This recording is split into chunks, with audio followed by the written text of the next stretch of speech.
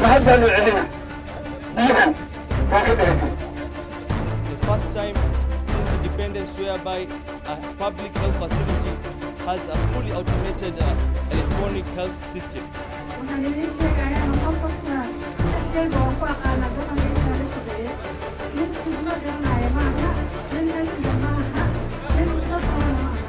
For me, today is indeed a wonderful day, a great day for the people of Garissa County.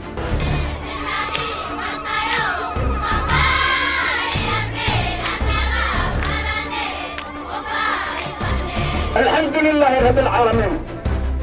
Maanta inoo bislaadeen mirihii een goosanne beerdaad abuurato waxaad ka dhargaysaa inaad miraha goosato intii kale shaqay ka heltaa maanta mirihaan goosanne waa ku mahadinaynaa gafanaha taalaba ku yeeshe gubbada hara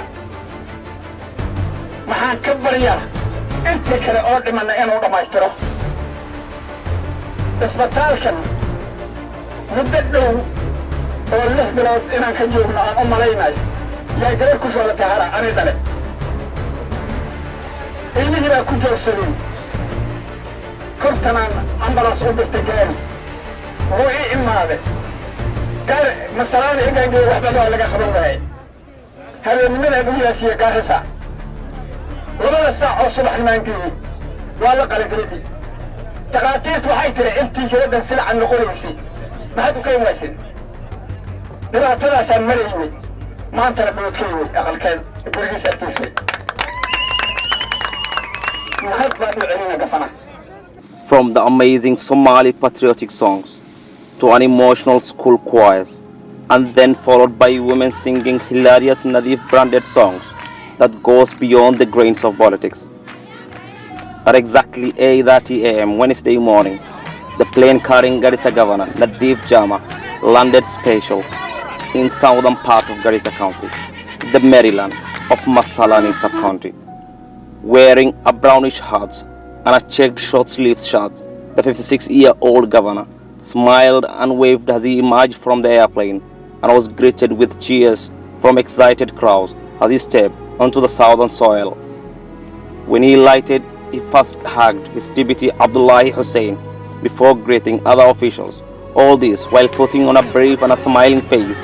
He then waved to the cheering crowd that had been waiting for him since morning just because of the love for their leader. Cheers and ululations from hundreds of local residents rented the air.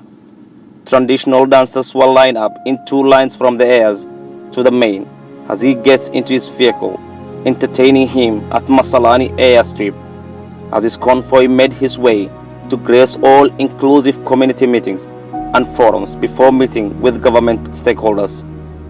The crowd was seated under several mega tents grouped into their respective ward in the sub-counties. The residents from all walks of life from the 2 sub-counties of Ijara and Hulugo put their hands together as they converged as early as 6 a.m. in the morning to give the county boss a welcome that befits his status.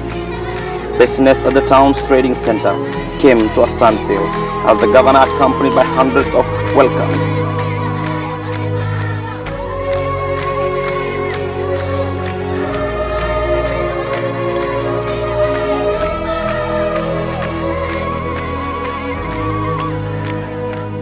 The governor stressed out the need for the national government, especially the elected parliamentarians from the region, to come clear about their national status and contribute towards the helping those affected by drought, saying that drought is due before and the county government does what it takes to mitigate the ravaging drought in the county, calling it a national disaster.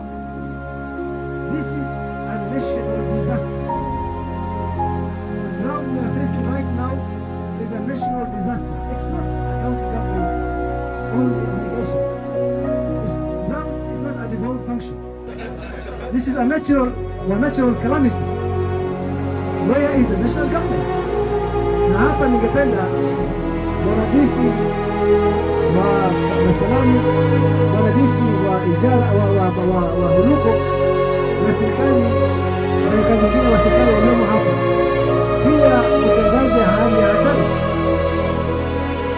Kama mimi nimeleta magari 4 ya chakula. By today, national government wakaleta roho magari 100 hapa because they have the larger amount of the resources. Lakini waxa way arinta ayale marka runta ka hadalno meesha laga saaxday mudanayaasha ilma sheegayaan waa MPyaashani aan soo dooranay. Speaker after speaker, resident objectively praised Jama's administration of inclusivity and his leadership qualities that united people and communities across political and tribal divide.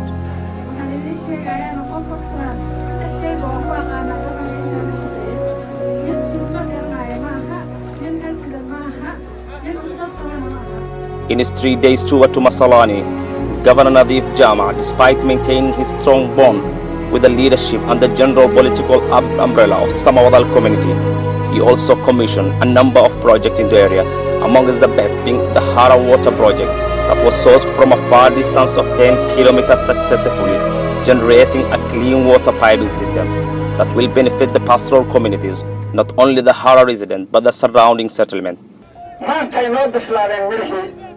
een goosanne beer hadaad abuurato waxaad ka dhergaysaa inaad miraha goosato intii kale shaqaay ka heltaa maanta mirihaan goosanne waan ku mahadinaynaa gafanaha taalaba ku yeeshe gubada Hara.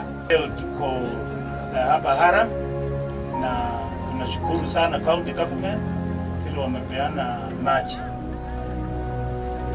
Siku ya leo watu wa Hara wamefurahi sana.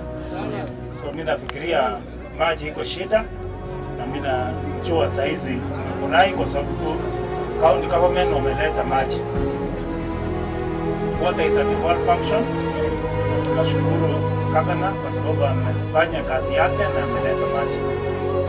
In just few meters from the launched water project, Governor Jama as well opened Hara maternity as part of the county's quest to transform health sector and reducing maternal mortality rate.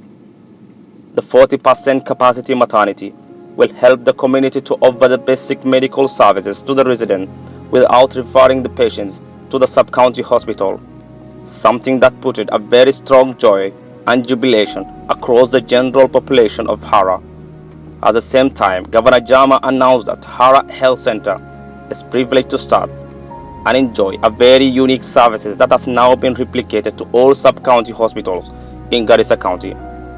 According to Dr. Abdullah Awal, Masalani Sub-County Hospital MOH confirmed it is the first time since independence for a public health facility to have an electronic health system whereby you monitor the flow of patients and get the information you want in order to reduce the paperwork, a very critical and important initiative that was echoed by the county governor. The first time since independence whereby a public health facility has a fully automated electronic health system whereby we monitor the flow of patients and reduce paperwork, whereby we can be able to get the information from any time we want. Governor Nathif as well, during his day 2 in Masalani, flagged off foodstuffs and other 9 food items as part of the ongoing drought mitigation process in the county, donated a car freight to Masalani slaughterhouse in order to help the transportation of meat from the slaughtering sites then dispatched to local butchers in the town.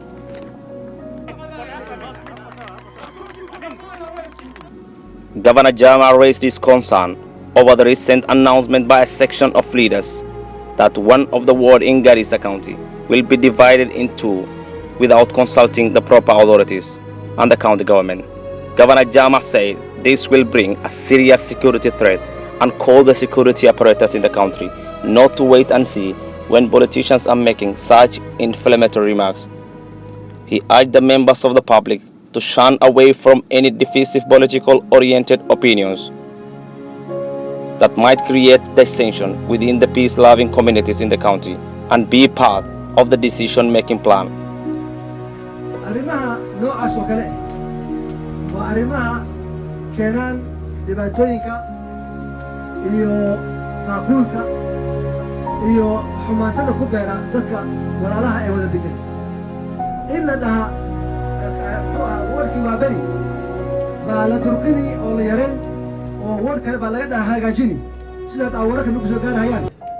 تا أيده لما قصة وحي وحا كدن بينا أما ولا سياسة أهم أما وحا رتو حديه وحا أو كلا كدن بيسو خلد ويه وحا كلنا كنقو محايا لي ماشا أيده وواد يقصون هاي وبري لهم وتبع دقن ومعتي إلى دقنه أسبوع قوسين يعني حدودك إلا فرق اليوم لما توني بلا بيجن لما توني كأشكال اليوم أو يعني شيء واحد كصديق له السياسة اللي قلنا يا لما توني كوي بإيماني وعلينا عرفت عيالة نحن كتب بيو وما وجهه كمل أنا وحنا كم وحنا ربنا هاي وأنا الجميع خاصة حتى نفسي أي معركة السياسة مسؤولة وقتي مدحدة المسؤولين تخاصم قوة قراص ربان طبعا وحيكون حرمتها هاي سيدا مسؤول لوكالي هاي